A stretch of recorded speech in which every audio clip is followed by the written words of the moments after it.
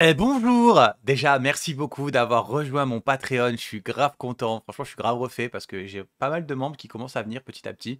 Donc c'est cool. Enfin, pas mal, pas beaucoup. On doit être une dizaine, tu vois. C'est pas non plus de foufou, mais franchement, ne serait-ce que d'avoir 10 personnes qui kiffent mon travail sur Patreon, qui voient en fait les petites vidéos que je poste dessus. En fait, c'est des vidéos qui sont bien plus dans la vidéo réaction et qui sont bien plus sur le terrain en Corée du Sud et voilà, qui montrent des vraies choses, quoi, pas des trucs K-pop, Opa, compagnie, tu vois. Ça me fait vraiment plaisir. Et en plus, les gens commentent et tout. Donc, franchement, je suis grave refait, je suis grave. Je sais pas si ça se voit, mais je suis grave content, quoi. C'est génial. La dernière fois, j'avais fait une vidéo sur le Japon. Et je me suis dit, pourquoi pas en refaire une encore une fois. Cette fois-ci, on va parler d'un sujet.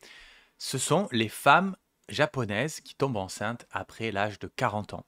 Alors ça, c'est un sujet qui peut m'intéresser aussi, pour plein de raisons déjà, parce que bah, moi déjà aussi, je commence à être un peu vieux. Je dirais pas comme ça, mais j'ai 35 ans les gars, je vais sur les 36 là.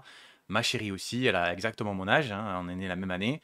Et c'est vrai que quand on se pose la question, on se dit, mais vu que enfin, si on veut un enfant et tout, faut plus non plus trop tarder non plus, parce que bon, c'est leur tour, hein. Et je sais qu'il y a plein de contre-exemples hein, de personnes qui vont me dire, ouais mais t'inquiète, moi je l'ai eu après 40 ans, machin et tout, oui d'accord, mais et globalement, on leur tourne, quoi. Hein. On a de moins en moins % de chances de pouvoir procréer plus on vieillit, quoi. Enfin, surtout pour la femme. Et sur Patreon, cette semaine, je vous ai rajouté une vidéo réaction sur le service pédiatrique en Corée du Sud. Vous allez voir comment ça se passe dans les hôpitaux en Corée. Vous allez voir, c'est du concret, tu vois. C'est pas K-pop Opa ou quoi. Là, on est vraiment sur le terrain, on vous montre ça, avec petite vidéo réaction dessus. Il n'y a pas plus concret comme vidéo, et je suis très heureux d'avoir déjà des commentaires de personnes qui me disent merci de nous montrer en fait les choses comme ça, parce que c'est vrai que ça change un petit peu du regard un peu faussé qu'on a sur la Corée, quoi. Un peu le truc, enfin pas faussé, mais bon, on voit que ça, tu vois, on voit que le côté Hallyu et tout, c'est chiant, quoi. Si vous voulez rejoindre mon Patreon, vous êtes les bienvenus, le lien est en description. Ça coûte 5 balles par mois, mais croyez-moi que c'est un très bon investissement parce que je le remplis à bloc, ce putain de Patreon, et vous allez voir que votre expérience dessus va être, je pense, super qualitative. Parce que ce sont des vidéos réactions que vous ne pouvez absolument pas trouver ailleurs, notamment sur YouTube. Parce que YouTube me bloque ces putains de vidéos, ne veulent pas que je diffuse ces vidéos, soit pour copywriting, soit parce que les sujets sont trop sensibles. Donc voilà, il n'y a que Patreon qui fonctionne. Donc voilà, là on va voir un petit phénomène au Japon, on va voir comment ça se passe, et je suis très curieux de voir ce reportage. Grossesse sous haute surveillance. Le quartier d'Asabu, un des plus chics de la capitale nippone. Le quartier de Kuniko est bientôt celui de son premier enfant. Elle a presque 40 ans, elle est directrice du marketing d'une grande marque de cosmétiques. Un gros poste, ce qui est plutôt rare pour une femme au Japon. Elle a choisi entre sa carrière et son bébé.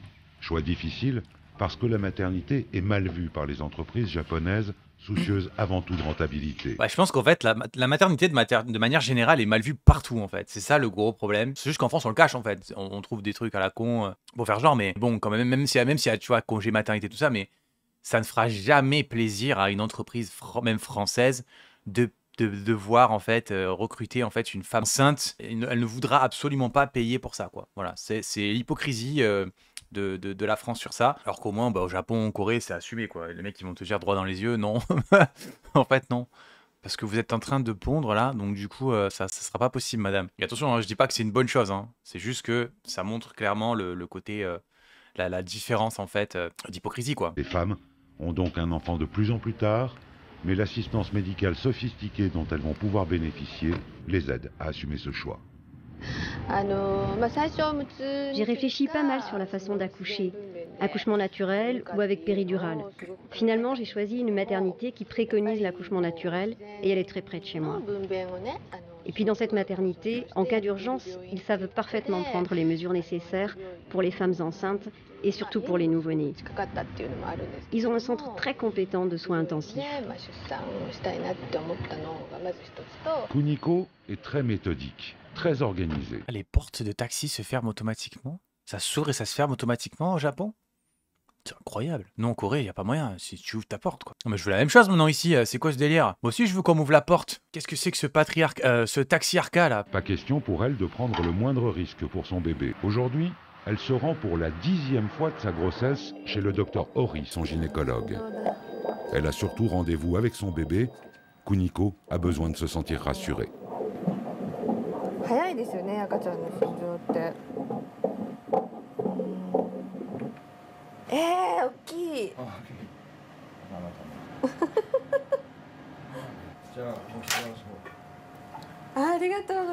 À terme, Kuniko aura subi 14 échographies. 2 seulement seront prises en charge par une aide de la ville. Mais son gynécologue n'hésite jamais. Il propose systématiquement de commencer sa consultation par une écho. Bon, c'est fini. Alors si vous êtes enrhumé ou autre chose, vous pouvez revenir me voir. Et puis si possible, accoucher le mardi soir. Oui, c'est sûr, et c'est vous qui serez là. Et c'est ça, essayez d'accoucher après 8 heures le mardi. Après 8 heures, j'espère que ça... Ouais, parce qu'entre midi et 2, c'est un peu compliqué. Après, on se fait un déj à 13h, et puis après, on peut accoucher, d'accord? C'est genre, tu peux contrôler ça, quoi. Enfin, ça sort, quoi, putain! ça va marcher. Enfin, c'est pas trop grave. En tout cas, appelez-moi dès qu'il sera né. À 90 € la consultation, 256 l'analyse de sang non remboursée, le budget grossesse de Kuniko s'arrondit aussi vite que son ventre. Ça n'est pas un problème pour le docteur Hori. Pour lui, c'est la sous-médicalisation qui est dangereuse. Autrefois, tout le monde savait que pendant un accouchement, on côtoyait la mort. Mais maintenant, personne n'en est conscient. Alors dès qu'il se passe quelque chose, c'est la panique. Consulter une sage-femme, accoucher chez elle, c'est dangereux parce qu'elles n'ont pas le droit de faire des actes médicaux. Si je dis ça, je vais me faire gronder. Mais les gens qui veulent accoucher comme ça, ce sont en général des gens qui ont des idées assez arrêtées. Allez, dites-moi ce que vous en pensez en commentaire, là. Et alors, il y a toutes sortes d'erreurs. Enfin, ce ne sont peut-être pas des erreurs, mais il y a des fois où le bébé ne veut pas sortir. Et à tous les coups, si le bébé meurt, eh bien il meurt à l'hôpital parce que c'est trop tard. Les inquiétudes du docteur Hori sont peut-être un peu excessives. Le Japon possède l'un des taux de mortalité infantile les plus bas du monde. Peut-être un peu grâce au yoga de préparation à l'accouchement très répandu. En fait, le vrai problème au Japon est ailleurs. On l'appelle la grève des ventres. À peine un enfant par couple. La population japonaise vieillit et diminue. Les raisons en sont souvent économiques. L'éducation d'un enfant coûte très cher et prive leur mère de ressources. Alors, les Japonaises font le choix de ne pas avoir d'enfants ou bien le plus tard possible. Même en France, tu vois, dans le sens où quand tu vois que avec la dette économique française, genre un bébé qui naît, en fait, il a déjà une dette, je crois que c'est 40 000 ou 50 000 euros, un truc comme ça, de dette à peine il vient de naître, quoi. Qu'est-ce que tu veux faire des gamins, en fait? En fait, il faut vraiment que tu sois ultra successful dans ta vie, que tu gagnes très très bien ta vie, si aujourd'hui tu veux te permettre d'avoir un enfant, construire vraiment une famille, ou alors tu vas dans des endroits où économiquement c'est viable, quoi. Mais dans des pays comme la France, même la Corée, le Japon et tout, compliqué quand même, hein. Faut gagner très très bien sa vie, hein. Je ne m'inquiète pas trop pour l'instant. Je ne suis pas toute jeune, mais parmi mes amis, il y en a beaucoup qui ont accouché après 35 ans. Elles me donnent diverses informations et je ne garde que les bonnes. Je pense que ce genre de reportage va énormément toucher les femmes qui me regardent, parce que j'ai un public très féminin, je crois que je dois avoir plus de 90% de femmes sur ma chaîne, sur mon Instagram et tout. Ce qui est cool en fait avec ce genre de documentaire, c'est que ça pousse au débat pour plein de trucs en fait. Chaque petite phrase qu'une personne va dire, voilà, tu peux être sûr que tu vas avoir quelqu'un qui va poster un commentaire, un truc genre ouais non ça c'est pas vrai, ou moi je connais ma voisine qui a fait ça, tu vois, c'est tout le temps pareil, mais tant mieux, c'est liberté d'expression les gars, faites ce que vous voulez, du moment que vous insultez pas ou quoi, y a pas de problème. C'est vrai que j'ai un peu peur, mais comme c'est la première fois, je suis très curieuse de faire cette expérience. Alors plutôt que d'angoisser, j'essaie de profiter. Si je surmonte cette douleur, après, j'aurai le sentiment d'accomplissement. Ah ouais, je dis ça aussi parce que j'avais reçu un commentaire récemment, c'était un gars qui me disait, il quoitait en fait ce que j'avais dit, il avait mis entre guillemets ce que j'avais mis, la phrase que j'avais sortie la dernière fois, une phrase, c'était... ouais, je m'en branle de ton avis. Enfin, en gros, tu peux poster ce que tu veux sur moi. Genre, je m'en branle de ton avis, tu vois. Mais c'est la réalité, en fait. C'est ça qu'il faut comprendre. C'est que, et j'espère que vous, ça se sépare dans vos vies aussi, tu vois. C'est pas que moi, dans le sens où je m'en branle de vous, enfin, de vous, quoi. C'est une personne qui a quelque chose à dire sur vous, sur votre façon de vivre, sur votre... Qu'est-ce que vous en avez à foutre? Vous le connaissez pas, le gars, vous en battez les couilles, tu vois. C'est pas ça qui va changer qui vous êtes. Donc, moi, c'est pareil, en fait, tu vois. Et en fait, le mec, il l'a tellement mal pris. Il a dit que j'étais élevé dans un caniveau, il a dit. Ah ouais, d'accord. Bah écoute, Pas gentil ça. Mais il faut pas se sentir vexé hein, si je dis que j'en ai rien à foutre de votre avis sur ma personne, sur quoi. C'est juste la réalité, c'est les faits. Je veux dire, je m'en branle, c'est comme ça. Parce qu'après, ces personnes comparent et me disent ah ouais, mais par contre, là, tu nous demandes notre avis sur le documentaire et tout. Oui, mais là, je vous demande votre avis. C'est sur le documentaire. C'est qu'est-ce que vous en pensez de ce documentaire-là? C'est quoi votre avis là-dessus? Mais après, t'es pas obligé d'extrapoler, et de me dire ce que tu penses de moi ou de. Je m'en branle en fait, tu comprends quoi? Ah, les gens, je te jure.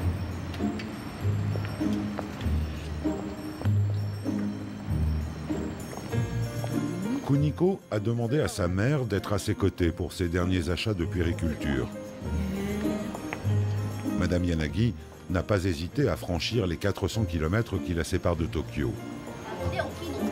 En réalité, la future grand-mère n'a pas fait le trajet dans le seul but d'aider sa fille à choisir une poussette dernier cri, même si elles valent parfois plus de 2000 €. Elle s'inscrit en... Oh, 2000 € la poussette? 2000 € la... Pardon? 2000 € la poussette? 2000 € le prix de la RTX Cord? Comment ça, 2000 € la poussette? Attendez. Est-ce qu'il y a eu des femmes enceintes dans ma communauté là? S'il vous plaît, dites-moi en commentaire là. Combien vous avez payé votre poussette, s'il vous plaît? S'il vous plaît. Alors là, il y en a un qui me sort 2000 €. On va se calmer, on va se calmer. Est en fait dans la plus pure tradition japonaise. L'arrivée d'un enfant est exclusivement une histoire de femme. C'est donc Madame Yanagi, et non le futur papa, qui assistera à l'accouchement. Je savais pas ça. Mais c'est quoi? C'est comme tout le Japon ça? C'est que les femmes qui assistent à l'accouchement ou... T'as pas ou quoi? Moi je veux assister à l'accouchement de mon gamin. Elle est âgée, mais parmi mes amis, il y en a beaucoup qui ont des enfants comme ma fille. Alors ça me rassure un peu.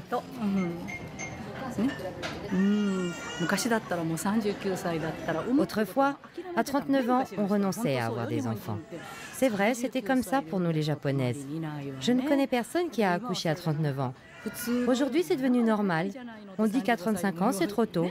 Je suis très étonnée qu'on soit arrivé à une époque pareille. C'est vraiment incroyable.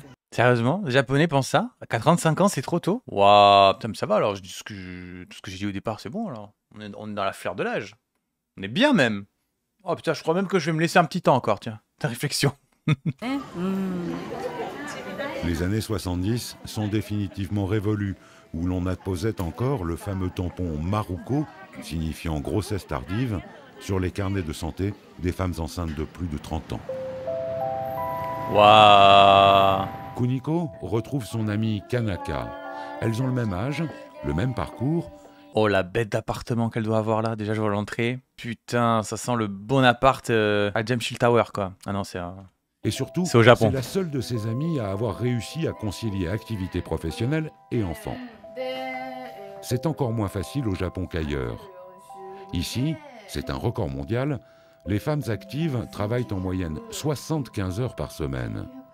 48 au bureau ou à l'usine, et 27 pour le ménage et l'éducation des enfants, tâches que les pères n'accomplissent pratiquement jamais.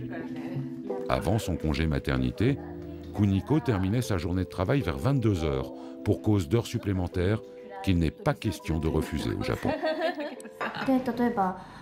Dans ma société, quand des femmes annonçaient qu'elles étaient enceintes, on leur disait de démissionner, parce que c'était pas présentable. Quand d'autres demandaient à leur supérieur un congé pour leur deuxième enfant, on leur faisait des remarques du genre « Encore ?» Des choses comme ça.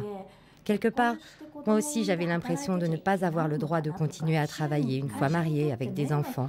J'avais peur de causer des ennuis à mes collègues, à mon entreprise. Et puis les femmes qui reviennent au travail tout de suite après l'accouchement ont souvent les parents juste à côté, comme ma copine. Ou alors ce sont elles qui déménagent pour se rapprocher d'eux. Mais moi je suis d'Osaka et mes parents habitent à Osaka, donc je ne peux pas demander à ma mère de garder mon bébé.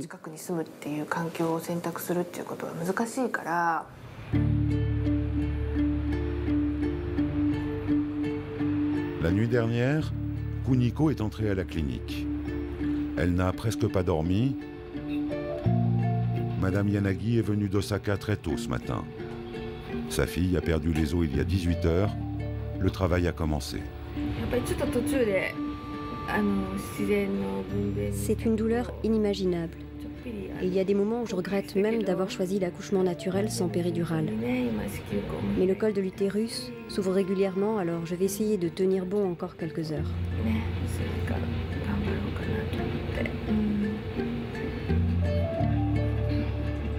Kuniko n'est pas dans une salle de travail traditionnelle. Elle est dans une chambre de naissance.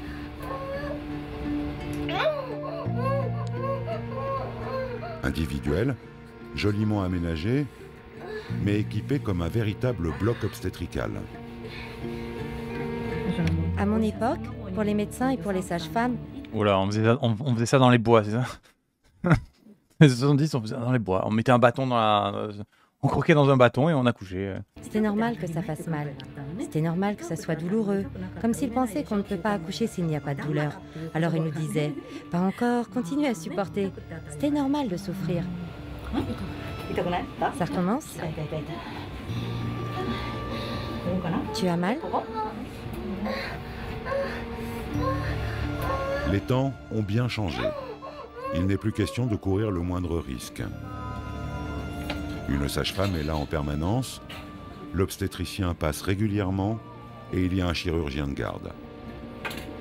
Toujours pas de péridurale, mais surmédicalisation oblige, les actes se multiplient.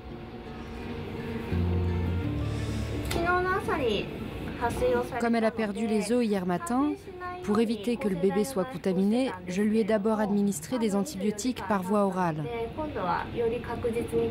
Mais maintenant, comme ça fait 24 heures, je l'ai mis sous perfusion, parce que c'est plus sûr pour protéger le bébé.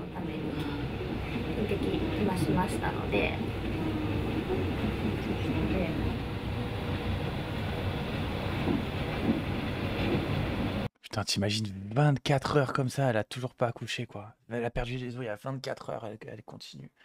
C'est mon cauchemar. Le col n'est pas encore complètement ouvert? Si, il est ouvert.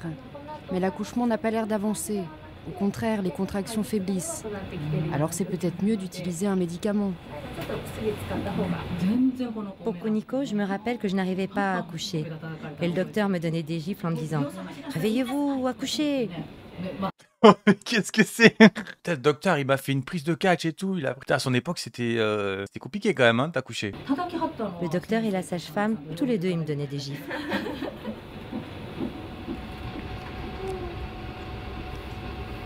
Les pulsations cardiaques du bébé sont trop rapides. Kuniko est épuisée après 15 heures de travail. Comme vous n'avez pas dormi hier soir parce que les contractions avaient déjà commencé et que vous n'avez toujours pas accouché, vous êtes fatigué. Et le muscle de l'utérus également. On va vous donner de l'ocytocine, ça va renforcer les contractions.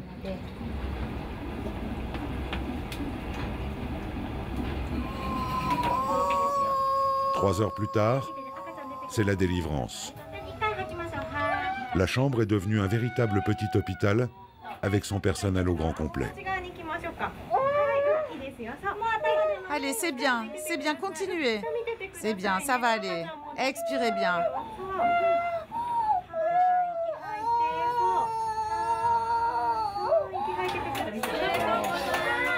Félicitations! C'est un beau bébé, bravo!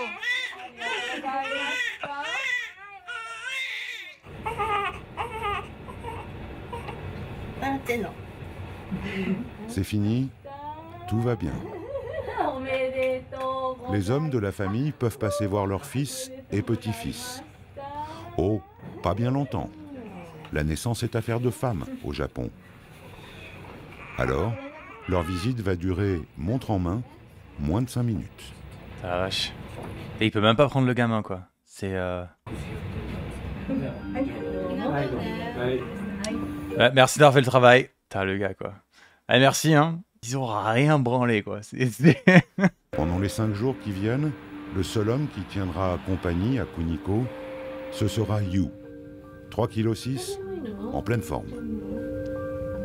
Kuniko va rester 5 jours dans cette clinique de luxe où elle a réservé pour plusieurs milliers d'euros non remboursés tous les soins possibles et imaginables.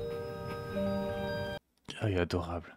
T'es à 3,6 kg, hein. Moi, je faisais 4,2 kg quand je suis né. J'étais un gros tas de merde. J'ai toujours été gros, moi. Moi, que je suis né, je faisais 4,2 kg, les mecs. Hein. Donc, Je suis dans la crépine et tout. Vraiment, ça porte chance quand tu nais dans ça. Mais bon, si vous voulez voir à quoi je ressemblais quand j'étais bébé, bah, vous avez la photo, ma photo de profil de YouTube et ainsi que ma bannière YouTube.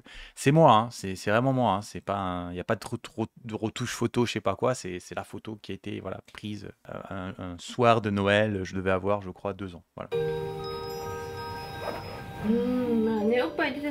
Je suis très étonnée qu'il tète comme ça avec tant d'énergie, alors que le lait n'est pas encore monté. Alors quand j'aurai du lait, il boira beaucoup. Mais quand même, l'instinct est extraordinaire parce qu'il vient juste de sortir hier.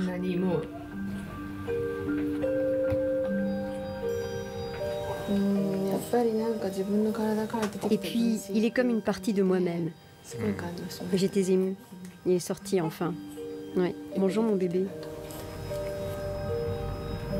Kuniko le sait, ces moments seront fugitifs. La loi japonaise prévoit bien 7 semaines de congé post-natal, mais comme beaucoup de nouvelles mères, elle ne les prendra pas entièrement.